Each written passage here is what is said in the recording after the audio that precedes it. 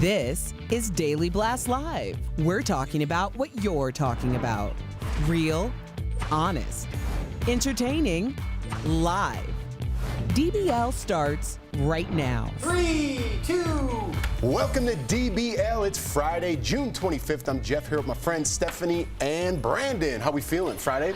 Good vibes? Two things. One, Brandon's got a weird spoon pen, which is very confusing to me. That's so nobody steals it. Really? There's a lot of pen thieves around here. I mean, it's really hard to get a pen in this joint, I must say. And two, Jordan posted the lovely thing that you set her up some flowers saying, I missed you. And she posted that? Yes, I just that was saw cute. it. Look at you. She was like, oh, he's missed me. I put they were gone for a week, so I just put like a little flowers and then And some like I got candy for the kids. Sorry, Americans candy. Yeah. That's so nice. What do you call them? Sweeties. That sounds even better. So I put out a little couple sweeties for the kids. Okay, I see. Yeah. That's I see you have nice. faith. That's how you keep a marriage See? on point, Big isn't Jeff it? knows how to be cute. There you go. All right. It warmed my heart anyway. Well, that's nice. My wife posting things about me.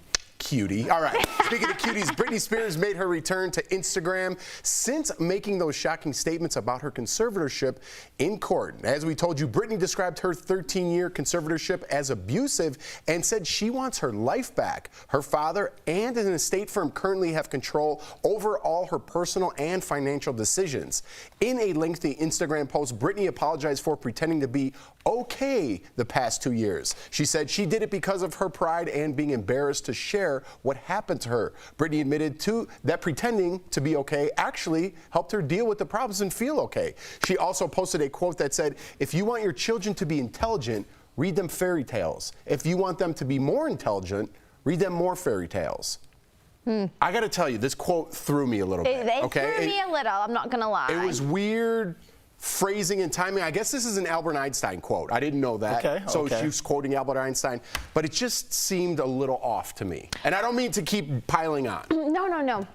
You know what? I think, Britney, as we said the other day, it was a very big day for her. And if you listen to the full, it's almost half an hour long speech that she gave to the judge. Oh, it breaks your heart. It really does. And I think it was so brave of her to be so honest. And she said that she wanted her fans to hear. She wants everyone to know what's been going on.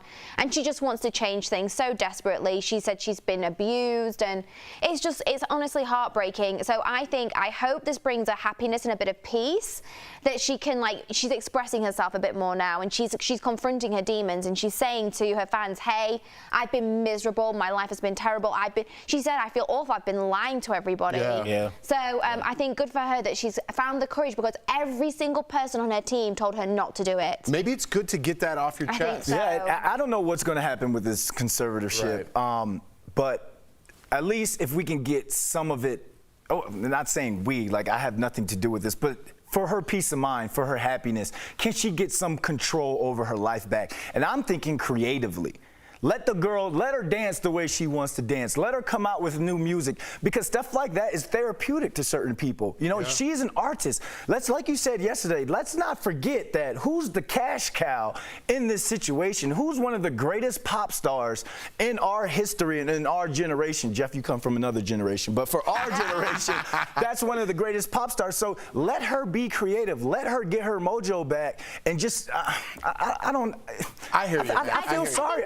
You feel sorry for her. If she wants to get married, if she wants to have a baby, I think she should be entitled to do that. I think this kind of... She has an IUD. Yeah, which means... And she's not allowed to have it... put in by someone else. Yeah, and she's not allowed to have it removed, which is... it's technically, as part of a conservatorship, that they can do that. Yes. Right. Yeah. But I think this goes beyond a certain... I mean, if we look at the crux and the basic fundamentals of what a conservatorship conservatorship is and the things that you need to have in order to be in one, she simply is not fitting that criteria. Yeah. And yes, like she said herself, I'll go to therapy, but I'd like them to come to my house. I don't want it to be a public spectacle where everyone's laughing at me and taking pictures. So how is she meant to heal when she's constantly going through that cycle? So I think they just need to change a few elements. And like the hearing that she actually went for actually wasn't to end the conservatorship. I think she just took it as a moment because she's not had the chance to speak or be heard in so long. Yeah. I just hope for some changes for her. The quote is a little ironic to me about fairy tales because it almost seems like she lived the quote-unquote fairy tale life and got what she wanted, and it's almost like be careful what you wish for in certain instances. Also like she posted loads of those like hidden meanings as well. I mean, like I'm a big Britney conspiracist over here, but you know she had all these stories. She would personally quote different things like out of Frozen, and she was like, "There's like think of the princess in the tower, and she can't leave," and she was like. Trying to I think she was trying to say you need to start way. a Britney podcast because there are so you got a lot many to already say. that are wonderful. Never do it justice. All right, guys, it's the end of an era for Conan O'Brien, one of my favorites. He aired his final show on TBS last night. He started off with an animated exit interview with Homer Simpson. If you guys don't know, Conan got his start as a writer on The Simpsons. Jack Black also sang a rock version of My Way in a cast. I love Jack Black too. He sprained his ankle for real while filming a segment for the show where he was supposed to pretend to injure himself. Oh no. And at the end of the show, Conan thanked his staff and fans for supporting his strange brand of humor for nearly 30 years. Let's take a look. I have devoted all of my adult life, all of it, to pursuing this strange phantom intersection between smart and stupid. And there's a lot of people that believe the two cannot coexist. But God, I will tell you, it is something that I believe religiously. I think when smart and stupid come together, it's very difficult, but if you can make it happen, I think it's the most beautiful thing in the world. Are you guys a fan of Conan O'Brien? I'm a big fan. Absolutely. That is the pride of Fork Union Military Academy in Fluvanna, Virginia. We went to the same military boarding school. He was before me. That's an interesting But tidbit. there's just stories about his humor, his comedy. He used to get a lot of trouble back then. It was strict military school, but he used to get a lot of trouble for his comedy and like joking around and goofing off. And look, he used to get in trouble there. I used to get in trouble there a lot. And look, we both turned out to be A-OK. So, hey, congratulations on the great career, and I can't wait to see what he does after this. And this is a better exit than Ellen's. Absolutely. Oh, yeah, no, Absolutely. completely. That's a good point. It's a very different exit, and this is one of his, very much his own accord. And I think you've got to think he's been doing it for 30 years. That's almost my entire life. That's crazy. Isn't that wild? Almost. You got a couple more years. Got a couple of years on him, but you know, like. But isn't that crazy? It's incredible. What a fantastic And also career. when you think how demanding the job will be, the hours he has to work, he has put, like he said, he's dedicated. I can imagine and fully believe when he's used the word dedicated to get where he is and to sit in that seat for as long as he has. I don't take that lightly. I think he's definitely telling the truth. Oh, yeah. And it's time for him to like. Be free. Right. My pretty. One of the things I really idolize most about Conan O'Brien is what he does one-on-one when he's out in the field doing an interview. Yeah. So that's like my favorite thing to do is interview people out in the field. And he is top-notch, bar none, the best at it. He brings comedy to it. He lightens the situation. He could talk about anything and make it comedic. And those skills are unmatchable in my eyes. Better than James Cordone, because that guy with a microphone that's wizard. I think James Corden is more, he knows where he's going in a scripted sense. I think Conan could just go into Germany, for instance, because he did a show in Germany and just interview people in German, and it's hilarious. I think he's more like ad-lib. Absolutely. James Corden came from a very heavy drama and acting background, and I think he's very good at memorizing scripts, and he can make it look a bit on the fly, but he's really planned the whole thing out. Absolutely. Yeah, so I think, he's a bit more improv, like comedic. Absolutely. Naturally. Like, all right, shut up. We learned a lot in military school. There you did. All right, guys, Cher made her TikTok debut. The star who just turned 75 made the post in support of Pride Month. Let's have a look. Hi, it's me, the great and powerful Cher, and I'm on TikTok. Hi, it's me, Cher, on TikTok. Guess who I am? I'm on TikTok. Hi. Of course you know who I am. I was going to introduce myself, but no. Having trouble? I've had those troubles myself on social media. Oh, I'm not gonna lie. TikTok for me is very confusing. Brandon's really good, and he's tried to teach me how to do videos a million times, and I still don't get it. I gotta tell you, man, I feel a little up there for TikTok, so to speak. Do you really? I do a little bit. I feel like it's more of a baby boomer type. Is that the right word to say? No, it's like more I'm trying to millennial. dance around this whole thing. More millennial, Gen X, there we go. Yeah, Gen I feel X, like it's not for Gen Z. I feel like it's not for Gen Jeff. Okay, but listen, but for a Cher, for a Suzanne Summers, it only helps their brand. It only shows these younger kids, hey, you may love this new pop artist, Ariana Grande's and all that, but remember hey, I'm Cher. That's you know right. who I am. Beep. She doesn't need all the extra great. glitz That's and good. glamour and all this. Go Google me. She should have said that as well. So when everyone's doing the dances, and maybe she won't do a dance or two, but Yeah, I hey, hope she does. Hey, that's great. Prince, I really like the Prince's estate needs to come out with the TikTok. We need to let these young kids know, okay, you got all these dances and all that, but remember where these dances come from. Remember the origin remember where that artist sampled that music from. The breakdancers starting back. Yeah, right? you gotta let them know. I You have like to let that, them know. Brandon London. I think it's fair enough. And I thank you for saying like, oh, Brandon's trying to teach me TikTok. I have like 14 followers on TikTok. Hey, I No, rarely he's good at use editing, it. like video. You know, like on Instagram, everyone does like things where they jump and then they're in a different outfit, or like I really find it confusing. I'm not gonna lie. Brandon's dead good at stuff like that. He's tried to like get me up to speed a few times. But My wife is doing that too on her Instagram, and I'm like, how you do? I'm kind how of does she do impressed. it? I don't know. I need Girl, to do that ask again. her. I don't know how to do it either. You gotta ask her. I don't. She's I'm gonna doing be like, really good on her Yeah, she Instagram. really is. Yeah. Give her a little follow, BB Jordan Lloyd. Look at me. Look at me selling out. You Coming sent up her on flowers. DBL. Yeah, I gave her flowers. I give her a shout out too. We're catching up with country singer Jennifer Nettles from Sugarland, and millennials are bringing back mom jeans. Stephanie's got the style scoop next in Fashion Fix Friday. That should look pretty good. They do No? look nice. Yeah, they do look They nice. look pretty good. Closed captioning provided by The world's reopening, and so is the office. But one study highlights the benefits from our forced experiment with virtual work. Let's connect the dots. The biggest bonus for Americans working from home, saving money. Bankrate.com says 6 out of 10 adults who worked remotely benefited financially. They didn't have to pay for things like gas or lunch. And it wasn't just a financial bonus either. 90% of people surveyed said they enjoyed the perks like more freedom, more time with family, and more time to sleep. There were some downsides. About 8 in 10 found at least one thing they didn't like about remote work, like lower productivity due to all those home distractions. Some even said it put a strain on their mental health. In fact, not everybody sold on working from home permanently. 1 in 10 said they'd consider leaving their job if they never went back to the office. And that is Connecting the Dots.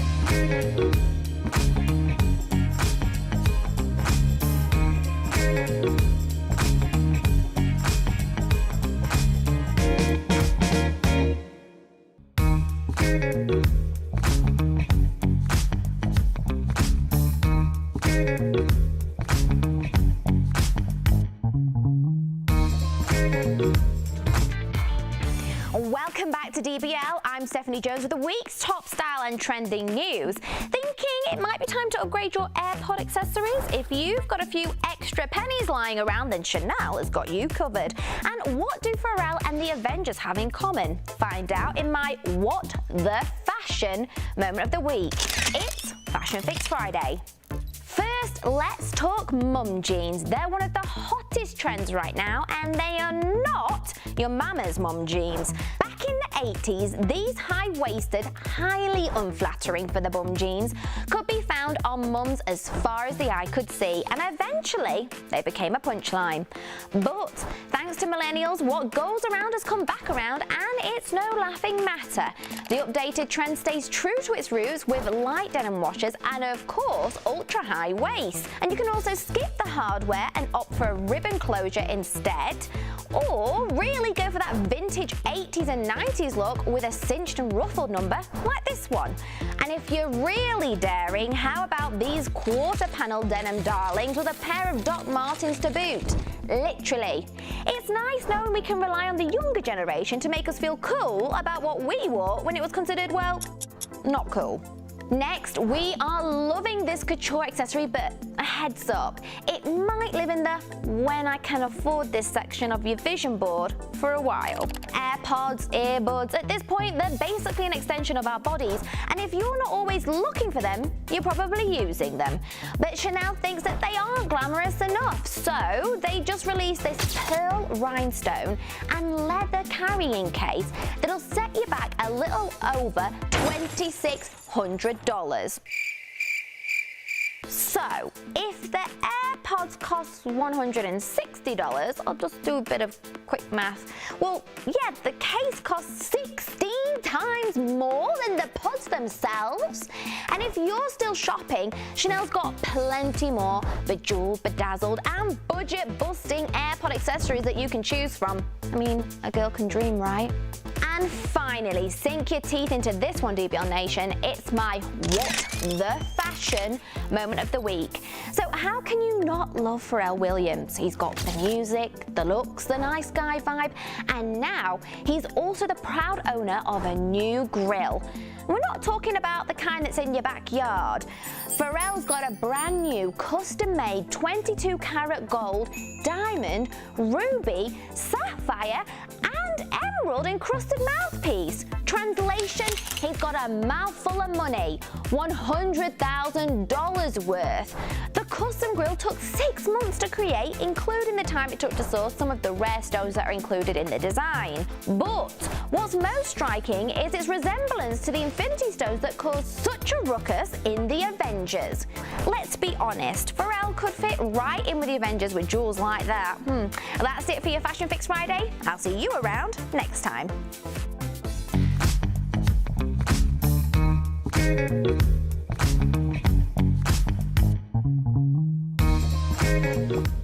The treatment is called Aduhelm. Alzheimer News Today says it's the first treatment approved for Alzheimer's in nearly 18 years, and the first to not only treat the symptoms, but also slow the disease's progression. But it's not cheap. Treatment would cost $56 grand per year per patient. And because it would work for most of the millions of Americans on Medicare, it could have huge financial implications for that program. In fact, this drug alone could up the Medicare budget by half. We're talking about billions of dollars. On the high end, the cost for just this drug would be greater than the entire 2022 budget requested by NASA.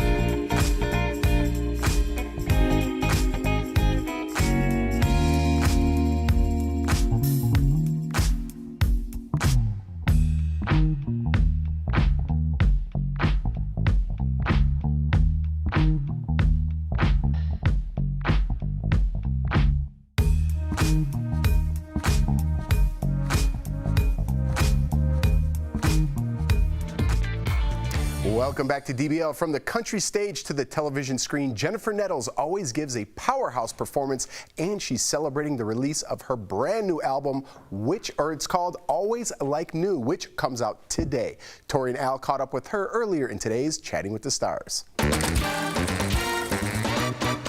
Jennifer Nettles, welcome to DBL. We are so excited to talk to you. Congrats, first off, Mazel Tov, on the new album, Always Like New. Now, it's been called genre-defying, and I want to know what you mean about that, and what are you most excited about with this album? This album for me is such a joy. It has been a long time coming. It is classics. It's some current contemporary pieces as well from some shows you might know, like Hamilton and Dear Evan Hansen and Bridges of Madison County.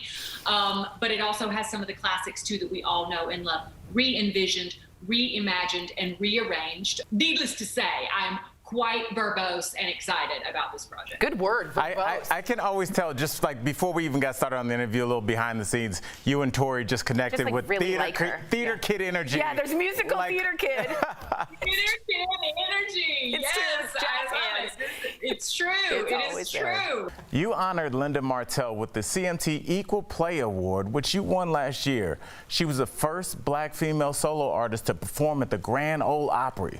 So do you think modern country music has done enough to support people of color? No. Thanks for coming to my TED Talk. I do not believe that they have. I do not believe that so far, as when we can look at the numbers, and what they are, that the country community has done enough to support people of color within that industry. No, but that is an opportunity. That is an opportunity for us. That is an opportunity for people of color who I know love country music because I hear it all the time in my fans, okay? And I see it all the time in the diversity of those fans. So I believe that it is a wonderful opportunity and a big, big space for growth. You have a solo album, and your band Sugarland has done some exciting collabs, but none more exciting than, what's her name, Taylor Swift? Yeah.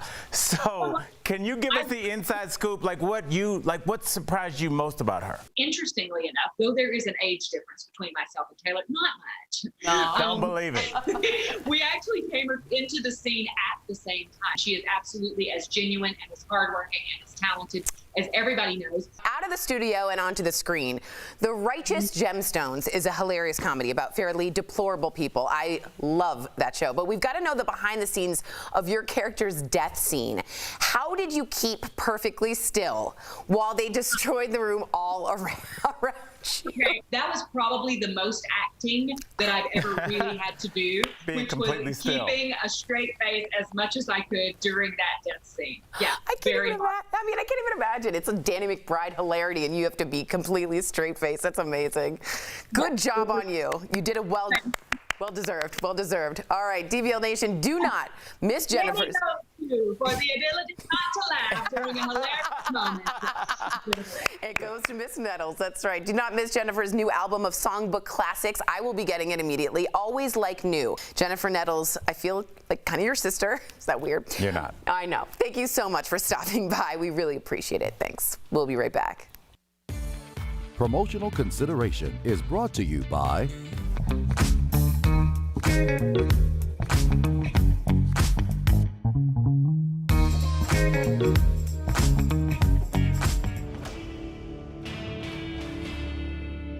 The Verify team is here to separate political spin from the facts. And after the GOP blocked a Democrat bill on voting rights, there's been a lot of claims online about the filibuster. So let's verify a few with the help of our sources. Professor Jonathan Siegel from the George Washington University, Professor Hans Noel from Georgetown University, and the U.S. Constitution. First off, here's what the filibuster is. Essentially, it's a political maneuver in the Senate in which the minority can stop the vote on any bill. The only way to end the filibuster is with 60 votes. So that leads to our first claim. Democrat Representative Hakeem Jeffries tweeted, quote, "Now might be a good time to remind America that the filibuster does not appear anywhere in the Constitution." So is that true? It's completely true that the filibuster is not in the Constitution. The Senate rules, as originally drafted, did not contain a rule for forcing a vote forcing debate to end and have something come to a vote. That meant that a lawmaker could delay a vote indefinitely using the filibuster. That was until 1917, when the Senate changed their rules, allowing a supermajority of 67 senators to force the end of debate. In 1975, that was lowered to 60. Okay, next claim. Many on social media point out that Democrats also used the filibuster dozens of times during the Trump years. So let's verify if that's true. For hard data, we looked at the legislative record listed on the Senate website, which keeps track of how many times the Senate has voted to end a filibuster. We found that the filibuster prevented the passage of at least 39 measures during that 4-year period.